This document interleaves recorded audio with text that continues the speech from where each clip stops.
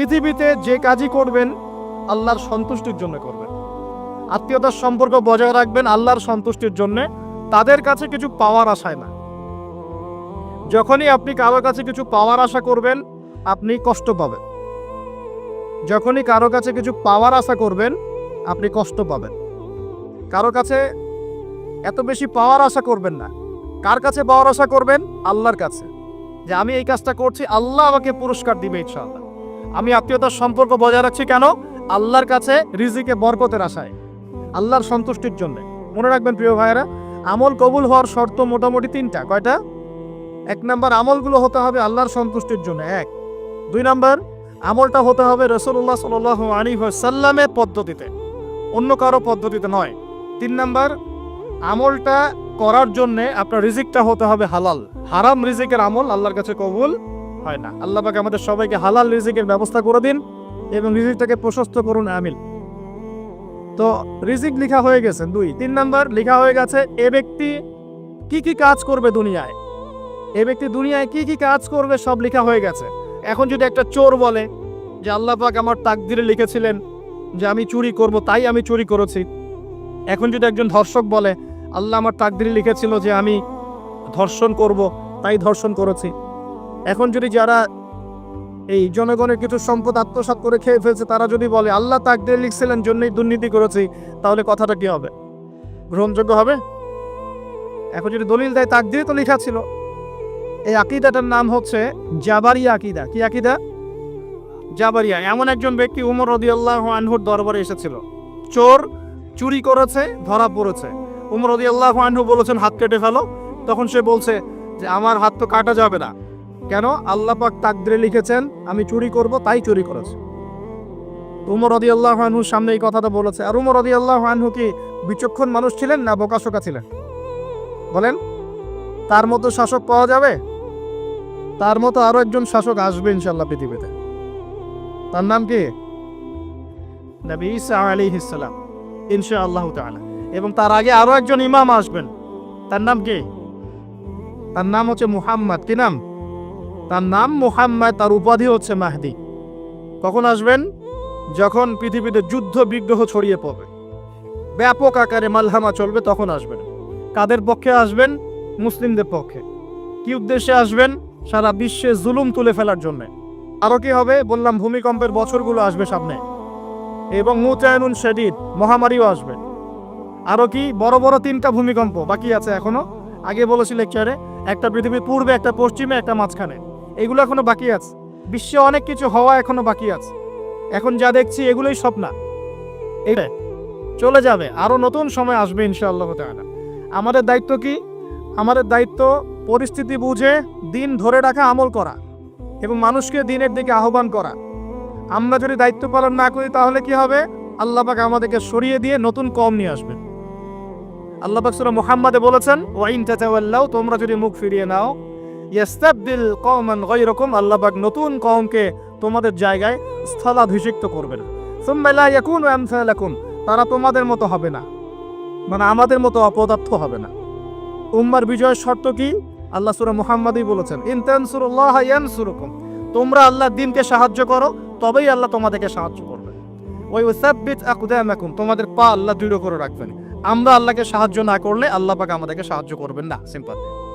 আল্লাহ পাক সূরা রাদের মধ্যে বলছেন ইন্নাল্লাহা লা ইউগাইয়িরু মা বিকওমিন হাত্তা ইউগাইয়িরু মা বিআনফুসিহিম, আল্লাহ পাক কোন কওমের অবস্থা ততক্ষণ পরিবর্তন করেন না যতক্ষণ না সেই কওম তার নিজের অবস্থার পরিবর্তনের চেষ্টা করে। তাহলে আমাদের পরিবর্তন কেন হচ্ছে না? কারণ আমরা নামাজ ছেড়ে দিয়েছি। 90% মুসলিমের দেশে কত পার্সেন্ট নামাজ পড়ে চিন্তা করে দেখবেন। আমরা কোরআন ছেড়ে দিয়েছি। 90% মুসলিমের দেশে কত পার্সেন্ট বিশুদ্ধ করে কোরআন তেলাওয়াত করতে পারে? একটু খোঁজ নিয়ে দেখবেন। কোরআন সুমারি করে দেখেন, নামাজ সুমারি করে দেখেন, তাহলে বুঝতে পার। আর যারা কোরআন পড়তে জানে তাদের মধ্যে কত পার্সেন্ট কোরআনের অর্থটা বোঝে? এটা আরো বড় বিষয়। তারপরে আবার কারা মেনে চলে? এটা আরো বড় বিষয়। আর আমরা কতজন মানুষ দিন ইসলামকে সামগ্রিক দিন হিসেবে মানি? এটাও একটা বড় বিষয়। আমরা মানি ঠিকই, আংশিক। যেমন ইবাদত বন্দেগীর জীবনে মুসলমান, অর্থনৈতিক জীবনে গিয়ে আবার সুদখোর, এমন না বিষয়টা? এমন হয় না বিষয়টা?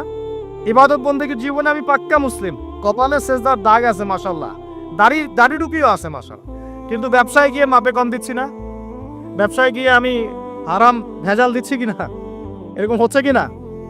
হচ্ছে। কিন্তু সে কিন্তু মুসলিম এবং নামাজও পড়ে। তা আমাদের সমস্যা ভাই এখানেই। এখন এই সমস্যাটা সলভ করলে ইনশাল্লাহ সব সমস্যা সলভ হয়ে যাবে ইনশাল্লাহ।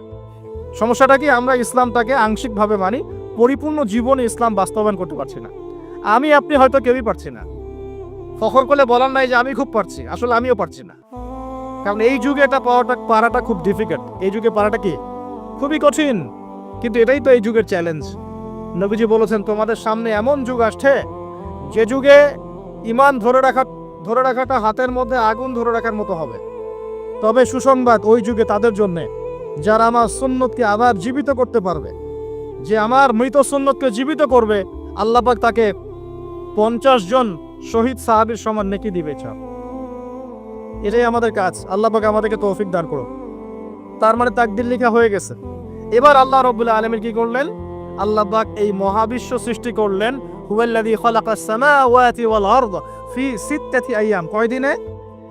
আল্লাহ পাক পুরো মহাবিশ্ব সৃষ্টি করলেন কয় দিনে? আমাকে বলেন তো, মহাবিশ্বকে আল্লাহ পাক ঘৃণা করে সৃষ্টি করেছেন না ভালোবেসে? তাহলে আল্লাহ পাক কি ভালোবাসার সত্তা নয়? আল্লাহ রাব্বুল আলামিন কি ভালোবাসেন না? আল্লাহ পাকের একটা নামই হচ্ছে গফুর আল ওয়াদুদ, ওয়া হুয়াল গফুরুল ওয়াদুদ। আল্লাহ পাক হচ্ছেন ক্ষমাশীল, পরম ক্ষমাশীল এবং প্রেমময়। আল্লাহ পাক তার নাম দিয়েছেন আল ওয়াদুদ, মানে প্রেমময়। আল্লাহ পাক ভালোবাসেন কিনা? তাহলে এই পুরো মহাবিশ্ব সৃষ্টি করে আল্লাহ পাক কি মহাবিশ্বের মধ্যে ভালোবাসা ছড়িয়ে দেন নাই? আল্লাহ রাব্বুল আলামিন 6 দিনে মহাবিশ্ব সৃষ্টি করে মহাবিশ্বের সব জায়গায় যার যার কাজ তাকে বুঝিয়ে দিলেন। কোন গ্রহ কি কাজ করবে, কোন সৌরজগৎ কেমন করে চলবে, দুনিয়া কিভাবে ঘুরবে, সূর্য কিভাবে উঠবে, চাঁদ কিভাবে আসবে, কোন মাখলুক কি কাজ করবে, ফেরেশতাদের কাজ কি হবে, ইত্যাদি ইত্যাদি। আল্লাহ পাক সমস্ত কাজ বুঝিয়ে দিলেন। সূরা আলিফ লাম মিম সেজদা, হামিম সেজদার মধ্যে আছে, পড়ে দেখবেন। আল্লাহ পাক পুরো মহাবিশ্বের দায়িত্ব বন্টন করে দিলেন। এবার আল্লাহ রাব্বুল আলামিন কি করলেন শোনেন। আল্লাহ রাব্বুল আলামিন বলছেন, এই পুরো মাখলুক কায়নাত সৃষ্টি করার পর আল্লাহ পাক তার রহমতকে 100 ভাগে ভাগ করলেন। কত ভাগে? আল্লাহ পাকের দয়া, রহমত, ভালোবাসাকে 100 ভাগে ভাগ করলেন। ভাগ করে এক ভাগ, মাত্র এক ভাগ আল্লাহ পাক পুরো মহাবিশ্বে ছড়িয়ে দিলেন। বলেন সুবহানাল্লাহ। বাকি 99 ভাগ রহমত আল্লাহ পাক তার কাছে রাখলেন। এই এক ভাগ ভালোবাসার কারণেই এই যে সন্তান কান্না করলে মায়ের বুক ফেটে যায়, সন্তান অসুস্থ হলে বাবার বুক ফেটে যায়, যেই বাবা সহজে চোখের পানি কাউকে দেখায় না, সেই বাবা জায়নামাজে দাঁড়িয়ে চোখের পানি ছাড়তে থাকে। এই এক ভাগ রহমতের কারণে আমরা দেখি যে রাস্তার কুকুর পর্যন্ত তার বাচ্চাকে চাটে, আদর করে, মহব্বত করে। এই এক ভাগ রহমতের কারণে আমরা আমাদের স্ত্রীদেরকে মহব্বত করি, স্ত্রীকে সুখে রাখার জন্য জীবনটা পর্যন্ত বিলিয়ে দেই, সকাল থেকে রাত পর্যন্ত। কোনো কোনো ক্ষেত্রে হারাম পথে যেটাও দ্বিধা করি না, স্ত্রী সন্তান সুখে থাক এই আশায়, তাই না ভাই? এই এক ভাগ রহমতের কারণে গাভী দেখবেন, গাভী তার বাচ্চাকে প্রসবের পর চাটে, গাটা চেটে পরিষ্কার করে দেয়। এই এক ভাগ রহমতে পুরো কায়নাত টিকে আছে।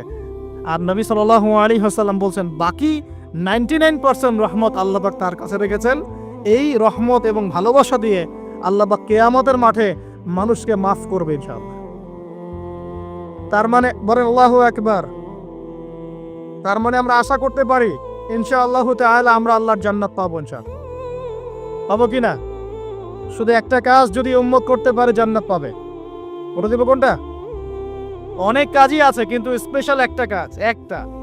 আল্লাহ রাব্বুল আলামিন মেরাজের রাতে তার নবীকে উঠিয়ে নিয়েছিলেন, উঠিয়ে নিয়ে কাছে নিয়ে আসছেন, একদম কাছে, আর যে আরশের কাছাকাছি।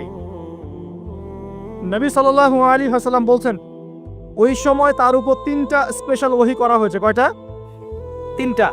একটা হচ্ছে 50 ওয়াক্ত নামাজ। কত ওয়াক্ত? এটা কমতে কমতে কমতে কত ওয়াক্ত হয়েছে? 5। 5কেও কমানোর জন্য কোন নবী বলছিলেন? মুসা আলাইহিস সালাম বলছেন 5ও পারবে না, কমাই নিয়ে আসেন। 5ও যে পারবে না, মুসা আলাইহিস সালাম কেমন করে জানলেন? তার উম্মত 2 ওয়াক্ত নামাজ পড়ে। কয় ওয়াক্ত নামাজ পড়ো ছিল? ওই 2 ওয়াক্ত তার আদায় করতে পারে নাই। এই অভিজ্ঞতা থেকে তিনি বলেছেন যে আপনার উম্মত 5 ওয়াক্ত পারবে না। সত্যি না মিথ্যা কথাটা? আসলেই কি উম্মত 5 ওয়াক্ত নামাজ পড়তে পারছে? আচ্ছা, যাই হোক, আল্লাহ পাক আমাদেরকে পড়ার তৌফিক দান করুন। দ্বিতীয় ওহী হচ্ছে সূরা বাকারার শেষের 3টা আয়াত। কয় আয়াত? সূরা বাকারার শেষের 3 আয়াত ওহী করেছেন কে? আল্লাহ রাব্বুল আলামিন।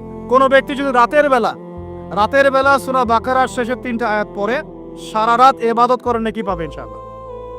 আর 3 নাম্বারটা হচ্ছে স্পেশাল, সেটা হচ্ছে আল্লাহ পাক বলেছেন, হে মুহাম্মদ সাল্লাল্লাহু আলাইহি ওয়াসাল্লাম, বলেন সাল্লাল্লাহু আলাইহি ওয়াসাল্লাম, তোমার উম্মতের কোনো ব্যক্তি যদি আসমান জমিনের সমান গুনাহ নিয়ে আমার সামনে দাঁড়ায়, আসমান জমিন সমান গুনাহ নিয়ে আমার সামনে দাঁড়ায়, কিন্তু আমার সাথে শিরকের পাপ নাই, আমার সাথে কোনো শিরকের পাপ করে নাই, ইনশাআল্লাহ আমি আল্লাহ তার সামনে আসমান জমিন সমান ক্ষমা নিয়ে হাজির হব ইনশাআল্লাহ। তার মানে আমরা যদি ইনশাআল্লাহ তাআলা শিরকের পাপ থেকে দূরে থাকতে পারি, ইনশাআল্লাহ আশা করা যায় আমরা আল্লাহর সন্তুষ্টি পাবো ইনশাআল্লাহ। এরপর আল্লাহ রাব্বুল আলামিন কি করলেন? আল্লাহ রাব্বুল আলামিন পুরো মহাবিশ্ব সৃষ্টি করে সব দায়িত্ব ভাগ করে দিলেন। ভাগ করে দেওয়ার পরে আল্লাহ পাক জান্নাত জাহান্নাম সৃষ্টি করেছেন কিনা? আচ্ছা, জান্নাত এবং জাহান্নাম কার কার জন্য সৃষ্টি করেছেন বলেন? জিন আর মানুষ। আচ্ছা, এখন জান্নাতের চেয়ে কি শান্তির কোনো জায়গা আছে? আচ্ছা, এই জান্নাত কার জন্য সৃষ্টি করেছেন? জিন আর মানুষ। আচ্ছা, তাহলে আল্লাহ পাক মানব জাতিকে ভালোবাসেন কিনা? আপনি যখন কাউকে ভালোবাসবেন তাকে সবচেয়ে সুন্দর গিফট দিতে চাইবেন কিনা? তার জন্য সবচেয়ে ভালোটা কিনতে চাইবেন কিনা? আল্লাহ পাক জান্নাত তৈরি করেছেন কাদের জন্য?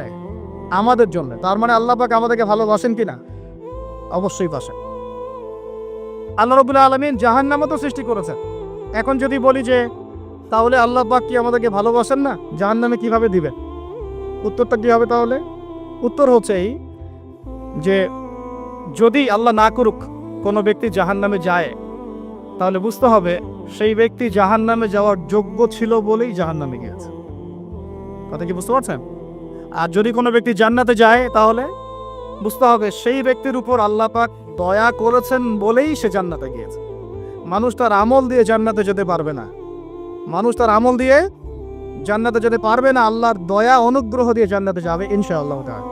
আল্লাহ পাক আমাদের সবাইকে সেই দয়া অর্জন করার তৌফিক দান করুন। সামনে রহমত পাওয়ার একটা সুবর্ণ সুযোগ আসছে, সেটা হলো রমজান মাস। কি মাস? রমজান মাস। আমরা দোয়া করি আল্লাহ পাক আমাদের সবাইকে সুস্থতার সাথে রমজানের সবগুলো রোজা রাখার তৌফিক দান করুন। নবীজি বলেছেন, এই মাসে যে ইবাদত করে তার গুনাহ মাফ করাতে পারলো না, তার জন্য ধ্বংস। বলে নাউজুবিল্লাহ। আমরা তো রমজান আসার আগে দুনিয়াবি প্ল্যান করছি, রমজানে কিভাবে ব্যবসায় উন্নতি করব, রমজানে কিভাবে বেশি লাভ করব। হ্যাঁ, তো রমজান মাস হচ্ছে ইবাদতের মৌসুম। আল্লাহ পাক আমাদের সবাইকে রমজান মাসে 5 ওয়াক্ত নামাজ পড়ার তৌফিক দান করুন, কোরআন তেলাওয়াত করার তৌফিক দান করুন, কোরআন বুঝে পড়ার তৌফিক দান করুন, তারাবির নামাজ জামাতে পড়ার তৌফিক দান করুন, এবং বেশি বেশি মানুষকে ইফতার করানোর তৌফিক দান করুন। যাদের যাকাত ফরজ হয়েছে যাকাত দিচ্ছেন না, আল্লাহর ওয়াস্তে রমজান মাসে যাকাত দিয়ে দিবেন ইনশাআল্লাহ। আর আমি কিন্তু আগেই বলেছি, রমজান মাসে ভাই দ্রব্য মূল্যের দাম কিন্তু খুব চড়া ওঠানামা করুন। অতএব যাদের সামর্থ্য কম তাদের ঘরে ইফতার পৌঁছে দেওয়ার দায়িত্ব কার? আমাদের। যাদের সামর্থ্য আছে তারা, যারা সামর্থ্যবান নয় তাদের ঘরে ঘরে মাসের বাজার পৌঁছে দিবেন ইনশাআল্লাহ তাআলা। আল্লাহ পাক তৌফিক এনায়েত করুন বলি আমি। এবার দেখেন, আল্লাহ পাক সৃষ্টি করলেন আদম আলাইহিস সালামকে। কাকে? এর আগে আল্লাহ পাক জিন জাতি সৃষ্টি করেছেন, আমি ওইদিকে যাচ্ছি না, আমি মানুষের কথা বলছি। আদম আলাইহিস সালামকে আল্লাহ পাক কেমন করে সৃষ্টি করেছেন? আল্লাহ পাক সূরা সাদের মধ্যে বলেছেন যে খলাকতু বিয়াদাই, আমি আদমকে আমার হাত দিয়ে সৃষ্টি করেছি। কি দিয়ে? হাত দিয়ে। এটা কি ভালোবাসার বহিঃপ্রকাশ নয়? আল্লাহ পাক কি আমাদেরকে ভালোবাসেন না? ভালোবাসেন। আচ্ছা, এই দুনিয়াতে যত কিছু আছে, এই দুনিয়ার আকাশ বাতাস নদী নালা পানি অক্সিজেন সবকিছু কার জন্য সৃষ্টি করা হয়েছে? গরু ছাগলদের জন্য, মানুষের জন্য। মূল দায়িত্ব কার? মূল অধিকার কার? মানুষের নয় কি? তাহলে এই পুরো বিষয়গুলোকে আল্লাহ পাকের ভালোবাসার বহিঃপ্রকাশ নয়? হ্যাঁ। আচ্ছা, এবার আসেন, আল্লাহ পাক আদম আলাইহিস সালামকে সৃষ্টি করে সমস্ত নাম শিক্ষা দিয়েছেন। এই যে নাম শিখানো মানে জ্ঞান শিখানো, এই জ্ঞান শিখানোটা কি আল্লাহর দয়া ভালোবাসা নিদর্শন নয়? একটু ধরাই দিচ্ছি আপনাদেরকে। এবার সামনে আসেন, আল্লাহ পাক ফেরেশতাদের সামনে তাকে উপস্থাপন করলেন, করে বললেন, সব ফেরেশতা তোমরা যারা আছো সেজদা করো আদমকে। এই যে আমাদের পিতাকে সম্মানিত করা হচ্ছে, এটা কি ভালোবাসার বহিঃপ্রকাশ নয়? এবার আমাদের পিতাকে সম্মানিত করা হলো, ইবলিস সেজদা করলো না, সে কিয়াস করলো, বাতিল কিয়াস, যুক্তি দিল আমি তার চেয়ে শ্রেষ্ঠ ইত্যাদি। আল্লাহ পাক ইবলিসকে অভিশপ্ত করলেন, আমাদের পিতা তাকে জান্নাতে রাখলেন। এই যে জান্নাতে রাখলেন, এটা কি আল্লাহ পাকের ভালোবাসা নয়? এবার আল্লাহ পাক আদম আলাইহিস সালামের পাঁজর থেকে সৃষ্টি করলেন তার স্ত্রী হাওয়া আলাইহিস সালামকে। ওই যে শুরুতে বলেছি, স্রষ্টা একা থাকতে পারলেও সৃষ্টি কি পারবে? এই জন্য আদম আলাইহিস সালামের পাঁজর থেকে তার স্ত্রীকে সৃষ্টি করা হয়েছে, উভয়ের মাঝখানে ভালোবাসা দিয়ে দেওয়া হয়েছে। বলেন সুবহানাল্লাহ। এই জিনা ভালোবাসা নিদর্শন নয়, বিয়ে শাদী হচ্ছে ভালোবাসার নিদর্শন। আল্লাহ পাক বলেছেন সূরা রুমের মধ্যে, ওয়াজআলা বাইনাহুমা মাওয়াদ্দাতা ওয়া রাহমা, আমি আল্লাহ স্বামী স্ত্রীর মধ্যে ভালোবাসা এবং হৃদ্যতা সৃষ্টি করে দিয়েছি। বলেন সুবহানাল্লাহ। তার মানে এই হারাম সম্পর্ক যেটা দেখছেন, এটা হলো একটা জেনার পথ। আর যখন আমরা হালালভাবে বিয়ে শাদী করবেন, আপনারা করবেন, তখন দেখবেন আল্লাহ পাকের পক্ষ থেকে ভালোবাসা সৃষ্টি হয়ে যাবে ইনশাআল্লাহ তাআলা। অতএব ওয়াদা করতে পারি তো আল্লাহর কাছে, নিজের চরিত্রকে পবিত্র রাখবো ইনশাআল্লাহ, হারাম কোনো সম্পর্কে যাব না ইনশাআল্লাহ, কোনো সহি প্রেমেও যাব না ইনশাআল্লাহ। এটা সহি প্রেম আবার কি জিনিস? দিনী ভাই দিনী বোনের মধ্যে এখন প্রেম চলে, এগুলো হয় না মাঝে মাঝে, এগুলোও বন্ধ, এগুলো বন্ধ করতে হবে। হালাল উপার্জনের সোর্স হয়ে গেলেই, হালাল উপার্জনের সোর্স হয়ে গেলেই দিনদার মেয়ে দেখে বিয়ে করে ফেলবেন ইনশাআল্লাহ তাআলা। অন্য কোনো পথে যাবেন না, কোনো হারাম পথে যাবেন না। ওয়াদা করেন ইনশাআল্লাহ? রাজি আছেন তো ইনশাআল্লাহ? আল্লাহ কবুল করুন, আমিন। আর বিয়ের সময় অবশ্যই দিনদারিতা দেখবেন, অন্য কিছু না। অন্য কিছু পরে, দিনদারিতা আগে। দিনদারিতা আছে, নামাজ পড়ে, পর্দা করে, মাশাআল্লাহ সব দিক ঠিক আছে, তারপরে দেখবেন আপনি অন্য কিছু, তার আগে নয়। কথা ঠিক আছে? একইভাবে মেয়েদের ক্ষেত্রেও, যে আগে দেখবেন না ছেলে কত বড় চাকরি করে, ছেলের কত বড় বাড়ি আছে, গাড়ি আছে, এটা পরে। আগে দেখবেন ছেলে নামাজি কিনা, সুন্নত আছে কিনা, ইসলামের জন্য তার সফট কর্নার আছে কিনা, ইসলাম প্র্যাকটিস করে কিনা, এগুলো আগে দেখবেন। এগুলো না দেখলে কি হবে জানেন? বিয়ের 1 বছর 2 বছর পরেই বুঝতে পারবেন দুনিয়াটা জাহান্নাম হয়ে গেছে। নাউজুবিল্লাহ। দুনিয়াতেই তখন জাহান্নামের আযাবের স্বাদ ভোগ করতে হবে। নাউজুবিল্লাহ। আল্লাহ পাক আমাদেরকে হেফাজত করুন, আমিন। তো এই যে আল্লাহ পাক আদম আলাইহিস সালামের পাঁজর থেকে সৃষ্টি করলেন কাকে, এবং ভালোবাসা দিয়ে দিলেন উভয়ের মাঝখানে, এটা কি আল্লাহ পাকের দয়া নয়? আল্লাহ পাক ভালোবাসেন না? এবার দেখেন, গাছের কাছে যেতে নিষেধ করলে, আমি কিন্তু শর্ট করে বলছি, গাছের কাছে যেতে নিষেধ করলে, তোমরা জান্নাতে থাকো, খাও, যা ইচ্ছা করো, কিন্তু ওয়ালা তাকরাবা হাদিহিশ শাজারা, এই গাছের কাছেও যাবে না। একটা পরীক্ষা, জাস্ট একটা পরীক্ষা। এখানে কিন্তু বলা হচ্ছে গাছের কাছেও যাবে না, বলা হচ্ছে না যে গাছের ফল খাবে না। ঠিক যেমন আল্লাহ বলেছেন তোমরা জেনার কাছেও যাবে না। আল্লাহ পাক কিন্তু বলেন নাই জেনা করবে না, আল্লাহ পাক বলেছেন তোমরা জেনার কাছেও যাবে না। তো এখান থেকে আমরা এই হুকুমটার কঠোরতা বুঝতে পারি। তো প্রিয় ভাইরা, এখানে আমাদের পিতামাতা শয়তানের প্রলোভনে পড়ে গেলেন। কেন পড়লেন? শয়তান ওয়াসওয়াসা দিল যে আমি কি তোমাদেরকে এমন গাছের কথা বলে দিব যে গাছের কাছে গেলে বা যার ফল খেলে তোমরা চিরস্থায়ী জীবন পাবে এবং তোমরা ফেরেশতা হয়ে যাবে, এরকম কথা বলল, এবং তোমরা কোনোদিন মরবে না। হাল আদুল্লুকা আলা শাজারাতিল খুলদি ওয়া মুলকিন লা ইয়াবলা, এই দুটো ওয়াসওয়াসা, চিরস্থায়িত্বের ওয়াসওয়াসা এবং অমরত্বের ওয়াসওয়াসা দিয়ে আমাদের পিতামাতাকে নিয়ে গেল।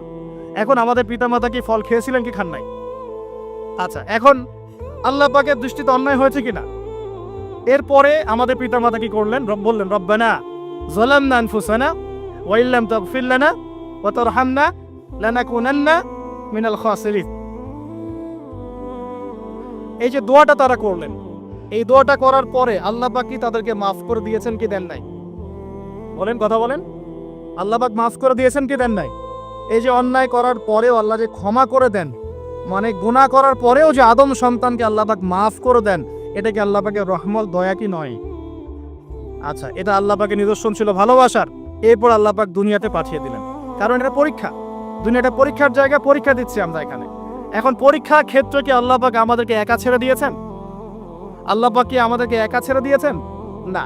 আল্লাহ পাক দুনিয়াতে পাঠিয়ে আমাদেরকে গাইডলাইন দিয়েছেন কিনা, কিভাবে চলতে হবে, কি করা যাবে কি করা যাবে না, কিভাবে চলবো কিভাবে চলবো না। আল্লাহ পাক কি ওহী নাজিল করেছেন কিনা? এই ওহী নাজিল করাটা কি আল্লাহ পাকের রহমত কিনা, আল্লাহ পাকের দয়া কিনা, ভালোবাসা কিনা? আল্লাহ পাক কি একা ছেড়ে দিয়েছেন না নবী রাসূল পাঠিয়েছেন? এই যে নবী রাসূলদেরকে পাঠিয়েছেন, এই নবী রাসূলগণ কি আল্লাহর পক্ষ থেকে রহমত কিনা? বলেন। না হলে আমরা কি করতাম? দুনিয়াতে কেমন করে চলতাম? কিভাবে পথ খুঁজে পাইতাম? কেমন করে ইবাদত করতাম আমরা কি জানতে পারতাম? আল্লাহ পাক রহম করে ভালোবেসে দয়া করে নবী রাসূল পাঠিয়েছেন, আসমানি কিতাব পাঠিয়েছেন, বলেন সুবহানাল্লাহ। এখন এই নবীদের সিলসিলায় আল্লাহ পাক যে সর্বশেষ নবী মুহাম্মদ সাল্লাল্লাহু আলাইহি ওয়াসাল্লামকে পাঠিয়েছেন, এইটা দয়া কি না? এটা আল্লাহ পাকের দয়া নয়? আল্লাহ পাকের রহমত নয়? আল্লাহ পাক কি বলেন নাই যে তিনি হচ্ছেন রাহমাতুল লিল আলামিন, তিনি পুরো বিশ্ব জগতের রহমত নয় কি? আচ্ছা, এখন আমাদেরকে যে আল্লাহ পাক নবী মুহাম্মদ সাল্লাল্লাহু আলাইহি ওয়াসাল্লামের উম্মত বানালেন, এটা কি আরো বড় রহমত কিনা? বলেন তো। জান্নাতে যাবে 120 কাতার মানুষ। কত কাতার? 120 কাতার মানুষ ইন টোটাল জান্নাতে যাবে। তার মধ্যে উম্মতে মুহাম্মাদের কত কাতার জানেন? 80 কাতার। কত কাতার? বলেন সুবহানাল্লাহ। তাহলে এটা কি আল্লাহ পাকের দয়া নয়? আল্লাহ আমাদেরকে ভালোবাসেন না? আচ্ছা, আল্লাহ পাক যে আমাদের কাছে তাওরাত, জাবুর, ইনজিল না পাঠিয়ে আল কোরআনের মতো কিতাব পাঠিয়েছেন, যে কিতাবের সমস্ত সমাধান আছে, এটা আল্লাহ পাকের রহমত, দয়া নয়? ভালোবাসা নয়? আচ্ছা, এখন আল্লাহ পাক দুনিয়াতে চলার জন্য আমাদেরকে জীবন দিয়েছেন, হায়াত দিয়েছেন, সুস্থতা দিয়েছেন, পরিবার দিয়েছেন, আমাদের ব্যবসা বাণিজ্য দিয়েছেন, আমাদের স্ত্রী সন্তান দিয়েছেন, আমাদেরকে চলাফেরা করার ক্ষমতা দিয়েছেন। একটা চোখ নষ্ট হয়ে গেলে বুঝতে পারে মানুষের কত কষ্ট হচ্ছে, একটা পা না থাকলে বুঝতে পারে কত কষ্ট হচ্ছে। এই করোনার সময় যারা শ্বাস নিতে পারে নাই, তাদের কত কষ্ট হয়েছে। সুস্থ আছি, সুন্দর আছি, পরিবার আছে, আল্লাহ রিজিক দিচ্ছেন, 3 বেলা খাওয়াচ্ছেন, কাপড় দিচ্ছেন, শিক্ষার ব্যবস্থা করছেন, ইবাদত করার সুযোগ দিচ্ছেন, গুনাহ করলেও আবার মাফ করে দিচ্ছেন। এই সব কিছুকে আল্লাহ পাকের ভালোবাসা নয়? এই ভালোবাসাগুলো কি নিঃস্বার্থ ভালোবাসা না স্বার্থ ভিত্তিক ভালোবাসা? এই আল্লাহ পাকের কোনো স্বার্থ আছে? আল্লাহ পাক আমাদের কাছে কিছু চান? রিজিক চান? টাকা পয়সা চান? আল্লাহ পাকের যদি ইবাদত করে আমরা ছেড়ে দেই, আল্লাহর কোনো ক্ষতি হবে? আমরা ইবাদত করে ভাসিয়ে ফেললাম, আল্লাহর কোনো লাভ আছে? আল্লাহ পাকের শক্তি কি আরো বেড়ে যাবে না কমবে? নাকি যেমন আছে তেমনই থাকবে? আল্লাহ রাব্বুল আলামিনের শান শওকত কি আরো বেড়ে যাবে, নাকি আল্লাহ পাকের শান শওকত কমে যাবে? আল্লাহ রাব্বুল আলামিন যেমন, আল্লাহ পাক তেমনই থাকবেন, তাই নয় কি? আল্লাহ পাকের যে বিশাল খাজানা আছে, আমরা যদি ইবাদত করে ভাসিয়ে ফেলি, খাজানা কি বেড়ে যাবে? আমরা যদি সবাই ইবাদত করা ছেড়ে দেই, খাজানা কমে যাবে? আল্লাহ পাকের কোনো স্বার্থ আছে আমাদের ভালোবাসার? কোনো স্বার্থ নাই। তাহলে আল্লাহ পাক এই পুরো বিশ্ব জগৎ সৃষ্টি করেছেন নিঃস্বার্থভাবে, তার স্বার্থ ছাড়া। এত অসংখ্য নেয়ামতে আমাদেরকে ভর্তি করে রেখেছেন আমাদের স্বার্থে, তার কোনো স্বার্থ নাই। কোনো স্বার্থ আছে? এই পরীক্ষায় পাশ করলে আমরা আবার জান্নাতে যাব ইনশাআল্লাহ। ওই জান্নাতে যাওয়ার পরে কি আমাদের স্বার্থ থাকবে না আল্লাহ পাকের স্বার্থ থাকবে? সুবহানাল্লাহ। এই এতটুকু যদি বুঝতে পারি, আল্লাহ পাক একমাত্র সত্তা যিনি আমাদেরকে প্রকৃত অর্থে ভালোবাসেন। বাকি যত কিছু আছে আমাদের চারপাশে, এই ভালোবাসাগুলোর পিছনে একটা একটা স্বার্থ থাকে। কথা বুঝতে পারছেন না মনে হয়? সন্তানকে অনেক ভালোবাসেন, বুঝলাম, পিতামাতা, কিন্তু এই সন্তান যদি আপনার মনের মতো করে না চলে, একসময় কিন্তু আপনিও সন্তানের উপর রুষ্ট হবেন না? স্ত্রীর জন্য এত কিছু করছেন, দেখবেন কোনো একদিন আপনি করতে পারলেন না, দেখবেন সেদিনই আপনাকে একদম ধুয়ে রেখে দিল একেবারে। এমন হয় কি না? তা আমাদের ভালোবাসাগুলোর পিছনে কোনো কোনো স্বার্থ থাকে কি না? আর এই যে জেনা চলছে, এই জেনার মধ্যে মূল স্বার্থটা কি? যৌনতা। মূল স্বার্থ কি? ছেলেও চায় মেয়েকে ভোগ করতে, মেয়েও চায় ছেলেকে ভোগ করতে, এবং বলে না না এটা পবিত্র ভালোবাসা, আমরা বিয়ে করার জন্যই জেনা করেছি, নাউজুবিল্লাহ, তাই না? বলে না আমরা তো বিয়ে করব, সমস্যা কি? তো ফ্রি মিক্সিং করলে কি সমস্যা? তাহলে বিয়ে যদি করবা, তাহলে মেলামেশা বিয়ের পরেই করো, ব্যাস, নিঃস্বার্থ প্রমাণ হবে। বিয়ে যদি করার উদ্দেশ্য থাকে, তাহলে বিয়ের আগে আর দেখা সাক্ষাৎ করো না, কথাবার্তা বলো না, একবার বিয়ে করো তারপরে করো, তখন দেখবেন না না এটাতে রাজি না, তার মানে স্বার্থ এখানে আছে। তাহলে নিঃস্বার্থভাবে কে আমাদেরকে ভালোবাসে? অতএব প্রিয় ভাইয়েরা এবং বোনেরা যারা শুনছেন লেকচার, নিঃস্বার্থভাবে যে সত্তা আমাদেরকে ভালোবাসেন, সেই সত্তাকে ভালোবাসতে শিখুন। আল্লাহ পাক তৌফিক দান করুন। এখন আল্লাহ পাক আমাদেরকে কিছু কিছু ক্ষেত্রে ভালোবাসতে বলেছেন, যেমন আল্লাহ পাক তার দ্বীনকে ভালোবাসতে বলেছেন, আল্লাহ পাক তার নবীকে ভালোবাসতে বলেছেন, আল্লাহ পাক আমাদের পিতামাতাকে ভালোবাসতে বলেছেন, আল্লাহ পাক আত্মীয়তার সম্পর্ক রক্ষা করতে বলেছেন, আল্লাহ পাক রক্তের সম্পর্ক বজায় রাখতে বলেছেন, আল্লাহ পাক স্ত্রী সন্তানকেও ভালোবাসতে বলেছেন। আল্লাহ পাক কিন্তু তার রাস্তায় জানমাল ব্যয় করে আল্লাহর পথে দাওয়াত এবং জিহাদ করতে বলেছেন। এখন এগুলো আল্লাহ বলেছেন বলে আমরা করব, আল্লাহ পাক ভালোবাসতে বলেছেন বলে আমি ভালোবাসবো, কিন্তু উদ্দেশ্য হবে আল্লাহর সন্তুষ্টি অর্জন করা। আমি কেন আমার মাকে ভালোবাসি? বিকজ আমার মায়ের পায়ের নিচে আমার জান্নাত। আল্লাহ ভালোবাসতে বলেছেন তাই বাসি। আমি কেন বাবাকে ভালোবাসি? আল্লাহ ভালোবাসতে বলেছেন তাই ভালোবাসি। আমি কেন আমার স্ত্রীকে ভালোবাসবো? কারণ আল্লাহ পাক ভালোবাসতে বলেছেন তাই বাসবো। আমি কেন আমার সন্তানকে ভালোবাসবো? আল্লাহ পাক বলেছেন নেককার সন্তান আমার জন্য ওসিলা হবে, এজন্য ভালোবাসবো। আল্লাহ পাক আমাকে বলেছেন নবীকে ভালোবাসতে, আমি নবীকে ভালোবাসবো। আল্লাহ পাক যে বিষয়গুলোকে ভালোবাসতে বলেছেন আমরা অবশ্যই ভালোবাসবো ইনশাআল্লাহ। কিন্তু আল্লাহ পাক কি আমাকে হারাম এই 14ই ফেব্রুয়ারির এই ভ্যালেন্টাইন্স ডেকে ভালোবাসতে বলেছেন? আল্লাহ পাকে জেনা করতে বলেছেন? এই ফ্রি মিক্সিং করতে বলেছেন? আল্লাহ পাক পতিতালয় রাত কাটাতে বলেছে? গার্লফ্রেন্ডকে ফুল দিতে বলেছে? আল্লাহ রাব্বুল আলামিন কি বলেছে বিয়ের আগে শারীরিক সম্পর্ক করো? আল্লাহ পাক বলেছে যে আজকে সকালে সম্পর্ক করো, কালকে ব্রেকআপ, তারপর আরেকটা মেয়ের সাথে, তারপর আরেকটা ছেলের সাথে? আল্লাহ পাক ফোনে ফোনে এসব প্রেম করতে বলেছে? আল্লাহ পাক এগুলো হারাম করেছেন, বাস আমি করবো না, সিম্পল। নিজের প্রবৃত্তি অনেক কিছু চাইবে, নিজের প্রবৃত্তিকে আল্লাহর সামনে আত্মসমর্পণ করার নাম হচ্ছে ইসলাম। মন যাচাই তা করা যাবে না। কেন? কারণ আমি কারাগারের জীবনে বসে আছি। কারাগারের মধ্যে মন যাচাই তাই করা যাবে না। এই কাজগুলো কখন করব? আমি বিয়ে শাদী করার পরে করব। বিয়ে শাদী করবেন, আপনি স্ত্রীকে নিয়ে ঘোরেন, স্ত্রীকে নিয়ে আল্লাহর সৃষ্টি দেখেন, স্ত্রীকে নিয়ে আপনি বাইকে ঘোরেন, রিক্সায় ঘোরেন, চটপটি খান, ফুচকা খান, আইসক্রিম খান, কোনো সমস্যা নাই। এবার তো যুবকরা বলবো যে ভাই বিয়ে শাদী তো দেয় না, কি করব? আমি পরামর্শ দিচ্ছি বড় ভাই হিসেবে, প্রথমে হালাল রিজিকের সোর্স করতে হবে। রিজিকের সোর্স না করে বিয়ে করা যাবে না, আত্মসম্মান থাকবে না। তাহলে পুরুষ মানুষের আত্মসম্মান কখন চলে যায়? যখন হাত পাততে হয় তখন। যখন আপনি রিজিকের সোর্স তৈরি করেছেন, আপনি স্বাবলম্বী, আপনি মাশাআল্লাহ মাসে 10-20-30 হাজার টাকা আর্ন করেন বা 1 লাখ 2 লাখ টাকা আর্ন করেন, আলহামদুলিল্লাহ, কারো কাছে হাত পাততে হয় না, সবাই দেখবেন আপনাকে সম্মান দিবে। যখন আপনার অন্যের কাছে হাত পাততে হবে তখন দেখবেন স্ত্রীও সম্মান করছে না। তো এই জন্য ডিগনিটি আগে, ডিগনিটি ফার্স্ট। আপনার ডিগনিটি অর্জন করতে হলে একটা হালাল উপার্জনের সোর্স লাগবে, এক। তারপরে পিতামাতাকে বোঝানোর চেষ্টা করবেন। যদি কাউকে পছন্দ করেও থাকেন না দেখেই বা শুনে যে হ্যাঁ ওখানে একজন দিনদার মেয়ে ইত্যাদি, তাহলে পারিবারিকভাবে বিয়ে প্রস্তাব পাঠাবেন, নিজে পণ্ডিতি করতে যাবেন না, পারিবারিকভাবে পাঠাবেন। যদি রাজি হয় আলহামদুলিল্লাহ, রাজি না হলে কি নিজে নিয়ে পালাই যাবেন? এই কাজ করতে যাবেন না। ইস্তেখারা করবেন। কি করবেন? ইস্তেখারা 2 রাকাত নফল নামাজ পড়ে আল্লাহর কাছে দোয়া করবেন। হিসনুল মুসলিম বইটা কিনবেন, ওখানে দেখবেন ইস্তেখারার দোয়া আছে। ইস্তেখারা মানে হচ্ছে আল্লাহর সাথে পরামর্শ করা। আল্লাহ আমি এই কাজটা করতে চাচ্ছি, যদি কাজটা আমার জন্য ভালো হয়, আমার দুনিয়া আখিরাতের জন্য ভালো হয়, আল্লাহ কাজটাকে তুমি সহজ করে দাও, আল্লাহ কাজটার মধ্যে বরকত দান করে দাও। আর যদি এই কাজটা দুনিয়া আখিরাতের জন্য খারাপ হয়, আল্লাহ তুমি কাজটাকে সরায় দাও, আমাকেও কাজটা থেকে সরায় দাও। এটা হচ্ছে ইস্তেখারা।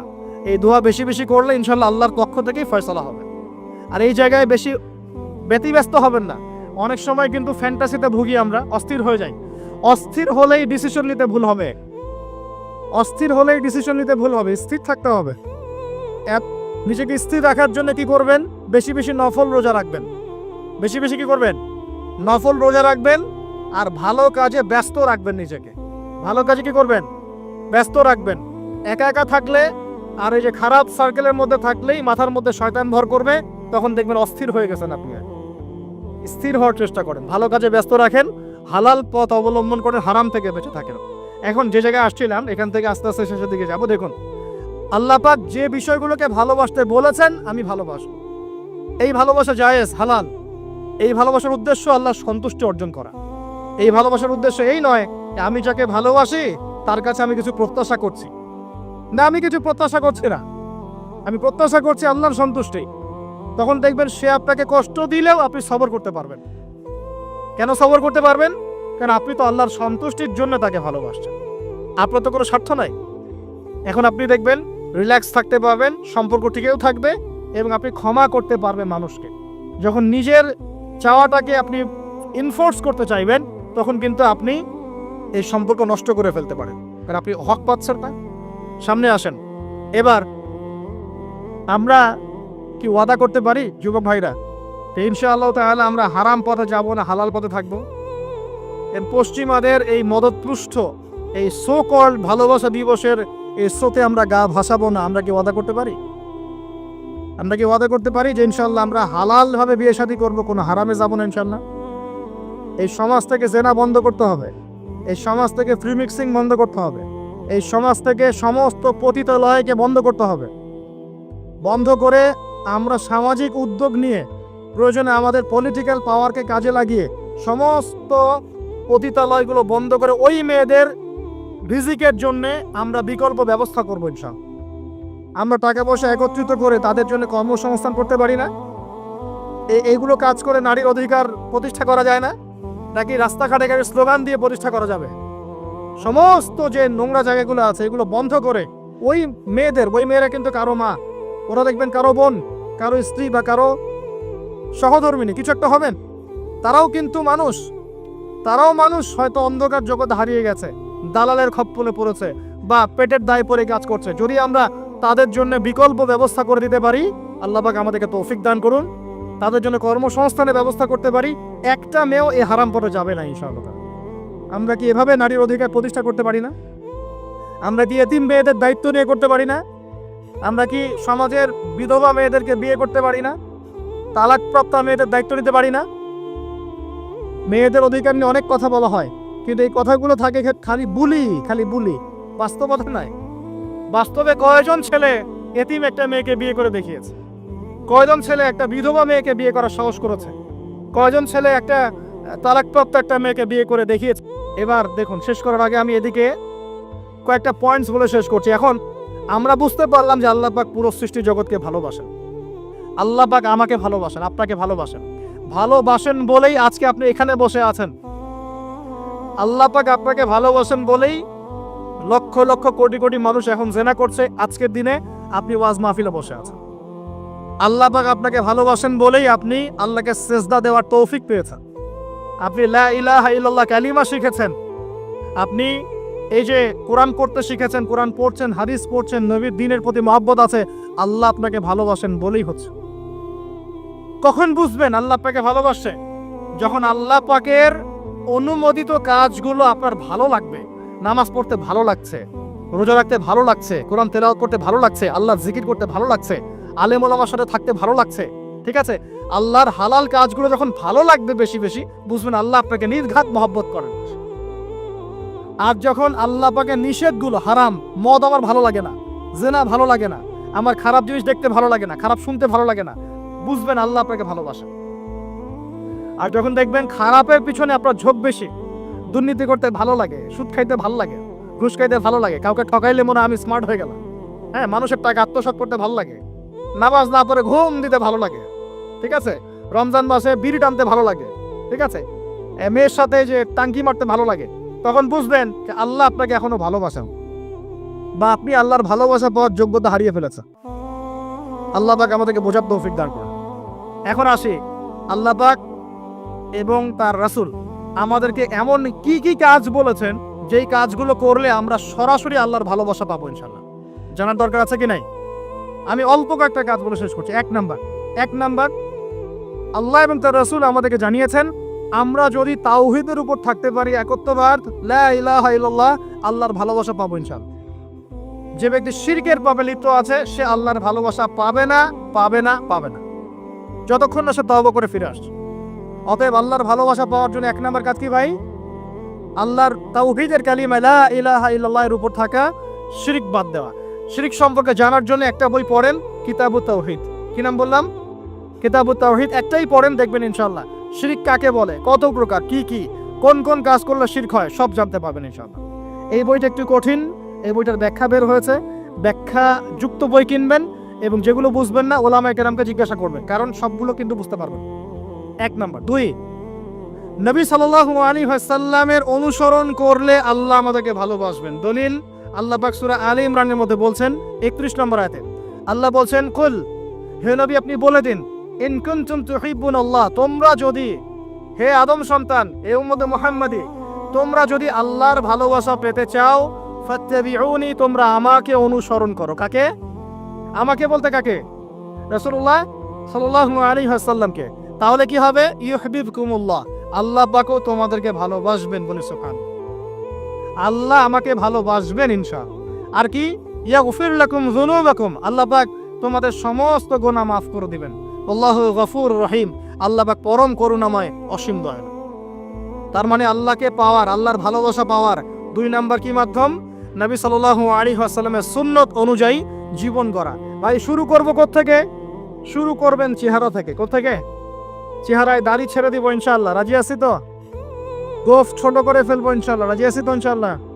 চেহারায় সেজদার দাগ থাকবে ইনশাআল্লাহ, তার মানে নামাজি হতে হবে, ঠিক আছে? পোশাক পরিচ্ছদ হবে রাসূলুল্লাহ সাল্লাল্লাহু আলাইহি ওয়াসাল্লামের মতো ঢিলে ঢালা মুত্তাকিদের পোশাক। চুল হবে কার মতো? মেসি নেইমারের মতো নাকি রাসূলুল্লাহ সাল্লাল্লাহু আলাইহি ওয়াসাল্লামের মতো? এখনকার ছেলে পেলে মাঝখানে চুল রাখে, ডান দিক বাম দিক ছিলে ফেলে। এই সুন্নত কোথায় পেয়েছো তোমরা? এগুলো ত্যাগ করতে হবে। মনে রাখবেন, একটা সুন্নত, নবীর একটা সুন্নতকে যদি ভালোবেসে কে আমল করে, ইনশাআল্লাহ নবীর সুপারিশ পাবে ইনশাআল্লাহ। চাই কি না সুপারিশ? ভালোবেসে আমল করা যায়, এটা আমার নবীর সুন্নত। আমার নবী খেতেন ডান হাত দিয়ে, আমি ডান হাত দিয়ে খাবো। আমার নবী দাড়ি রেখেছেন, আমি তাই রাখবো। আমার নবী মোচ কেটে ফেলতেন, তাই আমি কাটবো। আমার নবী ঢিলে ঢালা পোশাক পছন্দ করতেন, তাই আমি পরবো। আমার নবী রাতে ঘুমানোর সময় এই আমলগুলো করতেন, তাই আমি করব। আমার নবী এইভাবে ওযু করতেন, এইভাবে করব। আমার নবী এইভাবে ইস্তেঞ্জা করতেন, পেশাব পায়খানা করতেন, ওইভাবে করব। এই যে এখনকার ইংলিশ টয়লেট, এই ইংলিশ টয়লেটে বসে নবীর মতো ইস্তেঞ্জা করা যায় না। যাবে? ওলামায়ে কেরামকে জিজ্ঞাসা করেন, নবী সাল্লাল্লাহু আলাইহি ওয়াসাল্লাম বাম পায়ে ভর দিয়ে ইস্তেঞ্জা করতেন। কোন পায়ে? এখন বসেন ইংলিশের উপরে, বাম পায়ে কেমনে বসবেন? সম্ভব? ওই যে আমি বলি, এটা মজা করে বলি, কষ্ট থেকেও বলি, একদম বৈশ্বিক পলিটিক্যাল সিস্টেম থেকে শুরু করে বাথরুমের টয়লেট পর্যন্ত সবকিছুই চলছে পশ্চিম আদর্শ। এখন সবকিছু, এভরিথিং একদম বাথরুমের কমোড পর্যন্ত। এখন তো কমোড উঠাই দিয়েছে, এখন সামনে একটা বালতি রেখে দেয় গামলার মতো, এখানেই পেশাব করতে হয়। দেখেন নাই মনে হয় আপনারা? দেখবেন অচিরে এগুলো আসতেছে সামনে, দাঁড়ায় বসার কোনো সুযোগ নাই। আর সবগুলো মাপ সমান। কারো হাইট যদি 6 ফুট, কারো 5 ফুট হয়, তখন কি হবে? অ্যাডজাস্ট করতে হবে ধরে তখন, নাকি? যুবকরা বুঝতে পারছে, তখন কাউকে লম্বা হতে হবে, কাউকে খাটো হতে হবে। মাপ তো সমান, আর সবার মাপ যদি সমান না হয়, এখন কি হবে? হ্যাঁ, আল্লাহ পাক বোঝার তৌফিক দান করুন। এগুলো শয়তানি না বলেন? শয়তানি না বলেন? বসে ইস্তেঞ্জা করতে হয় না? বসে ইস্তেঞ্জা না, এই পেশাবে ছিটা ফোটার কারণে কবরে আযাব হয় না? আপনারা হাদিসে জানেন না? নবীজি একটা কবরের পাশ দিয়ে যাচ্ছেন, তিনি থেমে গেলেন, থেমে গিয়ে বলছেন, এই কবর দুটোতে আযাব হচ্ছে। কি হচ্ছে? কবরের আযাব। তিনি জানলেন কেমন করে? আল্লাহ পাক তাকে জানিয়েছেন, আল্লাহ পাক তাকে খবর দিয়েছেন, এই কবর দুটো কি হচ্ছে? আযাব। নবীজি বলছেন, এই কবর দুটোতে বড় কোনো পাপের কারণে আযাব হচ্ছে না। সাহাবীরা বলছে, তাহলে কি কারণে হচ্ছে ইয়া রাসূলুল্লাহ? তিনি বলছেন, একজন পেশাব পায়খানা করে, স্পেশালি পেশাব করে এই ছিটা ফোটা থেকে সে সতর্ক থাকতো না। পেশাব করে, ওই যে বলেন আমাদের ছেলেরা, প্যান্ট খারাপ ভাই, নামাজে যেতে পারবো না। নামাজে ডাকলে বলে, ভাই প্যান্ট নষ্ট। তোমরা ভালো করে হাদিসটা শোনো। এই ব্যক্তি বড় কোনো পাপ করে নাই, সে পেশাব করার পরে পবিত্র হতো না, মানে ছিটা ফোটা থেকে সাবধান থাকতো না, এই কারণে কবরে আযাব দেয়া হচ্ছে। বলেন নাউযুবিল্লাহ। অন্য হাদিসে নবীজি বলছেন, বেশিরভাগ কবরের শাস্তি পেশাবের ছিটা ফোটার কারণে হয়ে থাকে। আস্তাগফিরুল্লাহ, বলি নাউযুবিল্লাহ। এই টয়লেটগুলোর মধ্যে পেশাবের ছিটা ফোটা লাগে না? নাপাকি লাগে না? এগুলো শয়তানি না বলেন? আরেকটা কবর, সেই কবরে তিনি বলছেন, এই কবরে আযাব দেওয়া হচ্ছে, এই ব্যক্তি চগলখুরি করতো। কি করতো? চগলখুরি, মানে একজনের কথা আরেকজনকে লাগাইতো, আরেকজনের কথা আরেকজনকে লাগাইতো। এই কাজ করে না এখন সমাজের মানুষ? এই কাজ কিছু ফেসবুক আর ইউটিউবারও করো তোমরা। একজনের ভিডিও আরেকজনের পাশে লাগাই দাও, আরেকজনের আরেকজনে লাগাই দাও, এই করে উম্মার মধ্যে বিভক্তি সৃষ্টি করতেছ। কিছু কিছু কারণে, এসব কারণেও রেস্ট্রিকশন দিতে হয়েছে আমাদেরকে, কিছু মনে করবেন না।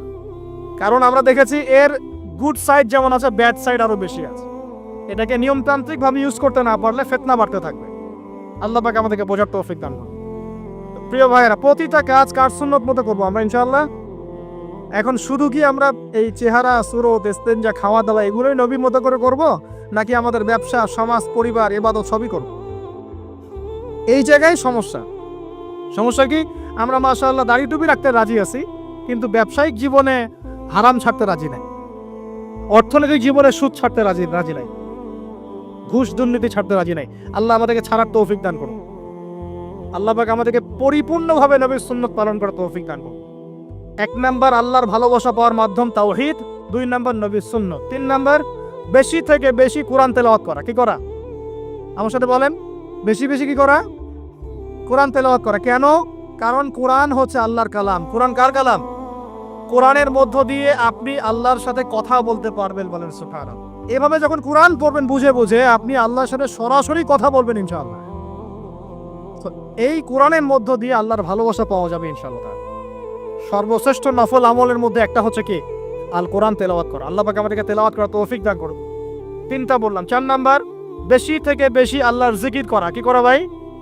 চলতে ফিরতে উঠতে বসতে অলওয়েজ সুবহানাল্লাহ, আলহামদুলিল্লাহ, লা ইলাহা ইল্লাল্লাহ, আল্লাহু আকবার, লা হাওলা ওয়ালা কুওয়াতা ইল্লা বিল্লাহ, এগুলো চলতে থাকবে। ঠিক আছে ইনশাআল্লাহ? চলতে ফিরতে পড়বেন আল্লাহুম্মা সাল্লি আলা মুহাম্মদ, আল্লাহুম্মা বারিক আলা মুহাম্মদ। ঠিক আছে? হাসবি আল্লাহু ওয়া নি'মাল ওয়াকিল, রাদিতু বিল্লাহি রাব্বান ওয়া বিল ইসলামি দীনান ওয়া বি মুহাম্মাদিন নাবিয়্যা। যত জিকির আজকার আছে চলতে ফিরতে অলওয়েজ পড়তে থাকবেন।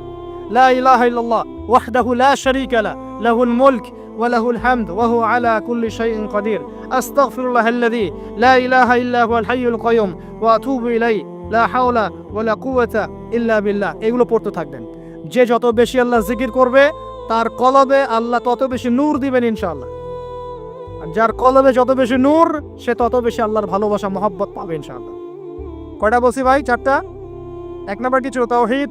2 নাম্বার নবীর সুন্নাত। 3 নাম্বার বলেন কোরআন তেলাওয়াত করা। 4 নাম্বার বেশি বেশি আল্লাহর জিকির করা। 5 নাম্বার, স্পেশালি 5 নাম্বার, বেশি বেশি আল্লাহর কাছে তওবা করা। কি করা?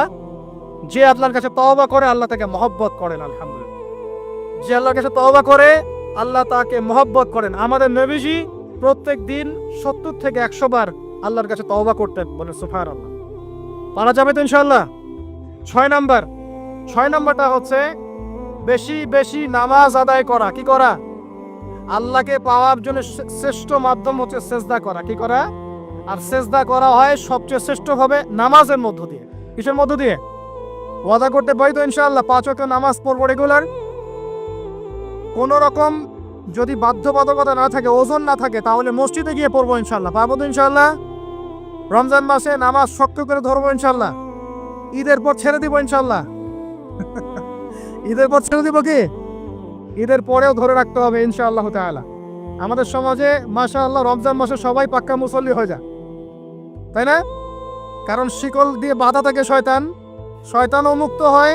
ঈদের দিন ঢাক ঢোল ধুমধারাক্কা গান বাজা শুরু হয়, তাই না? আল্লাহর ওয়াস্তে রমজানের শিক্ষাগুলো ধরে রাখবো ইনশাআল্লাহ তাআলা।